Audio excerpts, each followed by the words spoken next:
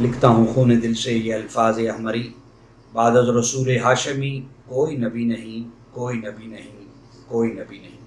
معزز ناظرین، چند دن پہلے جو ہمارے قومی اسمبلی اور سینٹ کے اجلاس جو بل پیش ہوا، ڈومیسٹک وائلنس پروٹیکشن بل 2021 جو بل پیش ہوا، اس میں بہت زیادہ افسوسناک یہ ہے کہ پاکستان، جو اسلامی جمہوریہ پاکستان، جو لاکھوں قربانیوں کے عوض ہمیں ملا، جو کئی ہزار عورتوں کی عصمتوں کو لٹا جانے کے بعد ہمیں یہ پاکستان معرض وجود میں آیا، ہمارے بزرگوں نے قربانیاں دی، بچوں شہید ہوئے، بہت کچھ لٹا۔ پاکستان جب بنا تو ایک بہت بڑا نقصان اٹھا کر یہ بنایا گیا۔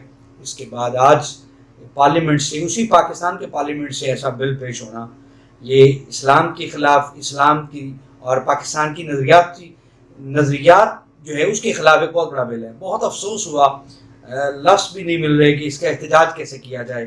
یہ چند سال پہلے جو اسلام آباد کی سڑکوں میں جو خواتین مارچ ہوتا تھا، جس میں میرا جسم میری مرضی کے لوگو اٹھائے گئے، نعرے لگائے گئے، اور لاسٹ ٹائم تو جو ہوا انتہا کر دی، انہوں نے اللہ تعالیٰ کی توہین کی اور انبیاء کی توہین کی، اولیاء کی توہین کی، اور بڑے غلط نعرے لگائے، پاکستان کی نظریاتی اساس کی مخالفت کی، پاکستان کے اسلامی تشخص کو مجروح کیا گیا، اور عورت کی من مانی کی آزادی۔ یہ دراصل جو European funded N G Os ہیں ان کا یہ کارنامہ، اور آج افسوسناک کہ ہمارے پارلیمنٹ دونوں ایوانوں نے اس بل کو پاس کر لیا۔ ناظرین، اس بل کا مطلب پتہ ہے کیا ہے؟ اس بل کا سادہ سا مطلب ہے کہ ایک لڑکی اپنے بوائے فرینڈ کے ساتھ اگر جانا چاہے گی تو اس کا باپ اسے روک نہیں سکتا۔ اگر وہ اسے روکے گا تو وہ اپنے گھر میں داخل نہیں ہو سکتا۔ ایک بھائی اپنی بہن کو اس کی مرضی کے خلاف اس کو روک نہیں سکتا۔ وہ اپنے آشنا کے ساتھ، اپنے بوائے فرینڈ کے ساتھ جانا چاہے تو بھائی اس کو روک نہیں سکتا۔ اگر وہ روکے گا تو اس کے خلاف پرچہ ہو جائے گا، اس کے خلاف ایف آئی آر ہو جائے گی، وہ گھر کی دہلیز میں نہیں آ سکتا۔ یہ اس قانون کا مطلب یہ ہے کہ ایک مرد اپنی عورت کو طلاق کا لفظ نہیں بول سکتا۔ اگر وہ بولے گا تو دیکھو، شریعت نے اسے یہ حق دیا ہے، اللہ اور اس کے رسول نے اسے یہ حق دیا ہے، اور یہ قانون یہ کہہ رہا ہے کہ اگر وہ اسے طلاق دے کر دھمکی دے یا اس کو سختی سے پیش آئے تو اس کے خلاف بھی ایسا قانون آ گیا کہ اس کے خلاف ایف آئی آر ہوگی، اور اسے پھر وہ ایک کڑا پہنا دیا جائے گا جو علامتی طور پر، اور اس کی سزا سارا وہ بل پڑھیں آپ تو یہ وہ ہے جس کو چیخ کر ہم بہت پہلے، سالوں پہلے بتا رہے تھے کہ اس ملک پاکستان کے اندر یہ ایسے معاملات کرنے جا رہے ہیں، اور یہ افسوس کہ موجودہ حکومت نے ایسا کر دیا۔ اور وہ بل، اندازہ کریں کہ اسلام کا نام لینے والوں کے خلاف اتنا پریشر، اتنا دباؤ کہ انہیں جیل کی سلاخوں کے پیچھے دھکیلا جا رہا ہے، اور ادھر عورتیں اپنا جسم ننگا کر کے فحاشی اریانی کو عام کرنے کے لیے نعرے لگا رہے ہیں، میرا جسم میری مرضی۔ انہیں روکا بھی نہیں جا رہا، ان کے خلاف کوئی ایف آئی آر نہیں، ان کے خلاف کوئی ایسا قانون نہیں ہے، بلکہ ان کا راستہ، ان کا جو نظریہ ہے، ان کی جو منزل ہے، اس کو آسان کرتے ہوئے آج یہ پارلیمنٹ نے دیکھیے بل پیش ہوا، اور وہ کامیاب ہو گئے۔ 2 یا 3 مذہبی لوگ تھے جنہوں نے اس کی مخالفت کی، باقی کسی پارٹی نے، کسی مذہبی آدمی نے اس کی مخالفت تک نہیں کی، اور آسانی سے بل پاس ہو گیا۔ افسوس، وائے ناکامی متائے کارواں جاتا رہا، کارواں کے دل سے احساس زیاں جاتا رہا۔ بہت افسوسناک ہے، ہم اس کی پرزور مذمت کرتے ہیں، اور ہم ایوان بالا اور سینٹ سے یہ کہنا چاہتے ہیں کہ خدارا اس بل کو دوبارہ نظر ثانی کی جائے، اور یہ جو شریعت کے خلاف جہاں اس کے عناصر، شریعت کے خلاف جو ہیں اجزاء ہیں، اس کو ختم کیا جائے، اور ایسا بل ہو جو شریعت کے عین مطابق ہو، اس کو پاس کیا جائے۔ اور یہ جو قانون ہے، آئین پاکستان کے بھی خلاف ہے، کیونکہ سپریم لا جو پاکستان کا وہ اسلام ہے، اسلام کے منافی کوئی بل، کوئی قانون نہیں بن سکتا۔ تو یہ تو سراسر زیادتی ہے، یہ تو ہمارا معاشرتی تشخص برباد کرنے والا ہے، یہ تو گھروں کے اندر لڑائیاں پیدا کرنے والی ہیں۔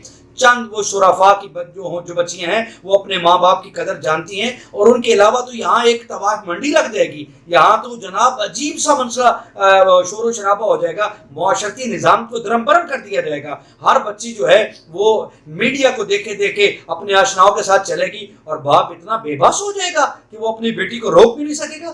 آپ یہ سمجھ سکتے ہیں کہ اس کے کتنے برے اور کتنے غلط اثرات ہمارے معاشرے کے اندر مرتب ہوں گے. یہ سمجھتے ہیں یہ یورپ ہمارے اندر معاشرتی خانہ جنگی کرنا چاہتا ہے, ہمارے گھروں کی بربادی کرنا چاہتا ہے, ہمیں ہماری اقدار کو ختم کرنا چاہتا ہے. پہلے اس نے مذہب پر حملہ کیا اور اس سے پہلے اس نے ہمارے کلچر پر حملہ کیا, کلچر کے بعد مذہب اور مذہب کے بعد اب ہماری معاشرتی اقدار جو ہے اور ہماری جو روایات ہیں خاندانی اور ہمارے گھروں تک وہ آ گیا. اور یقیناً یہ بہت بڑی سازش ہے امت مسلمہ کو بہکانے کی, گمراہ کرنے کی, اور امت کے روحانی معاشرتی اور اس کے سارے سلسلے کو توڑ پھوڑ کے رکھ دینا. یعنی بالکل کہ ایک بندہ بے دین بھی ہو جائے, ایک بندہ بے غیرت بھی ہو جائے اور ایک بندہ بے حس بھی ہو جائے, کہ وہ کچھ اپنی جو گھر کی باؤنڈری ہے اس حد تک بھی اس کا اختیار نہ چلے, وہ اپنی اولاد کو بھی سمجھانے کا اہل نہ ہو. یہاں تک ہمیں مطلب محروم کر دیا گیا اور یہاں تک ہمارے معاشرے کو اس قدر بے قدر کر دیا گیا.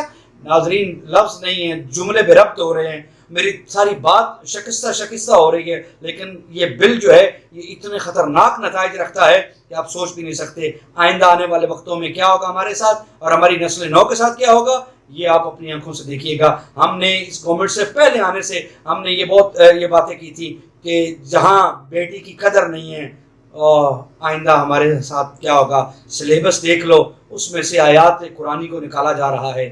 سلیبس دیکھ لو, وہاں سے ہمارے مسلم ہیروز کو نکالا جا رہا ہے, اور کراچی کے اندر ختم نبوت جیسے حساس موضوع کو, جو اسلام کا بنیادی موضوع ہے, اس کو نکال دیا گیا. اور اب جو یونیورسٹی سندھ ہے اس میں میں قاسم فخری صاحب جو ممبر صوبائی اسمبلی سندھ ہیں, ان کو میں سلام محبت بھی پیش کرتا ہوں کہ انہوں نے اس کی آواز اٹھائی.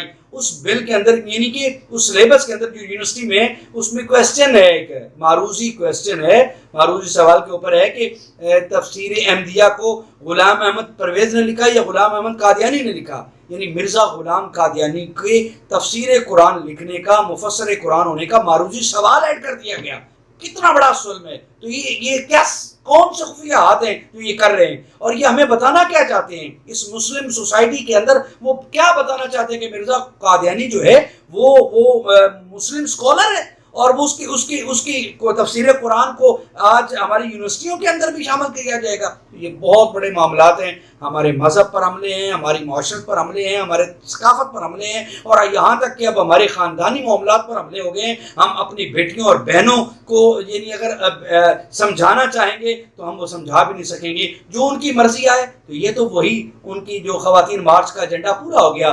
ناظرین ہمیں اس پہ سوچنا ہے, غور کرنا ہے, فکر کرنا ہے, کہیں ایسا نہ ہو کہ ہماری داستان تک بھی نہ ہو داستانوں میں. اللہ تعالی ہمیں عبرت ناک انجام سے محفوظ رکھے اور ہمیں بحیثیت قوم اس دھرتی پر زندہ رہنے کی, بحیثیت ملت اور غیرت مند ملت ہمیں زندہ رہنے کی توفیق عطا فرمائے. جس کے جی میں آئے وہی پائے روشنی, ہم نے تو دل جلا کے سر عام رکھ دیا. جی یہ تھے ہمارے بہت ہی پیارے, بہت ہی خوبصورت جناب بدیعظمان پٹھی صاحب. ایڈوکیٹ بھی ہیں, ساتھ میں پریکٹس بھی کرتے ہیں, ساتھ میں دین کا بھی بیڑا اٹھایا ہوا ہے, ختم نبوت کا بھی بیڑا اٹھایا ہوا ہے. یہ الحمدللہ بہت اچھے اسکالر ہیں. ان کی آواز اور ان کا دبدبا, ان کا لہجہ بڑے بڑوں کو ہلا کے رکھ دیتا ہے. تو اسی کے ساتھ میں آپ سے اجازت چاہتا ہوں. اجازت چاہنے سے پہلے میرے چینل کو سبسکرائب کیجیے, بیل آئیکن کو دبائیے, میری ویڈیو کو زیادہ سے زیادہ شیئر کیجیے, اور تاکہ میری نئی آنے والی ویڈیو سب سے پہلے آپ کے پاس پہنچے.